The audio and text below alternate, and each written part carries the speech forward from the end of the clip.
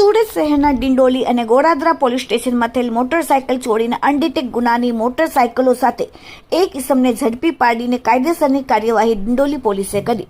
Dindoli police સ્ટેશનના surveillance સ્ટાફના માણસો જ્યારે શરીર સંબંધી અને મિલકત સંબંધી ગુના ડિટેક્ટ કરવા માટે જ્યારે પેટ્રોલિંગમાં હતા ત્યારે ડિંડોલી પોલીસ સ્ટેશન વિસ્તારમાં મળેલ ચોક્કસ બાતમીના આધારે ગોરાદરા અને ડિંડોલી પોલીસ સ્ટેશનમાં થયેલ મોટરસાયકલ ચોરીના અનડિટેક ગુનાની મોટરસાયકલો સાથે આરોપી પંકજ વિરેન્દ્ર દાન બહાદુર વિશ્વકર્મા રહેવાસી લક્ષ્મીનારાયણ નગર લાલ બિલ્ડિંગની બાજુમાં નવાગામ ડિંડોલી સુરત અને મૂળ વતન ઉત્તર પ્રદેશ વાળાને ડિંડોલી પોલીસે ઝડપીને પોલીસે તેની પાસેથી હીરો હોન્ડા કંપનીની એક્ટિવા મોપેડ નંગ 1 કિંમત ₹50,000 તથા સુઝુકી કંપનીની એક્સેસ મોપેડ નંગ 1 ₹15,000ની મળીને કુલ 65,000નો મુદ્દામાલ રિકવર કર્યો.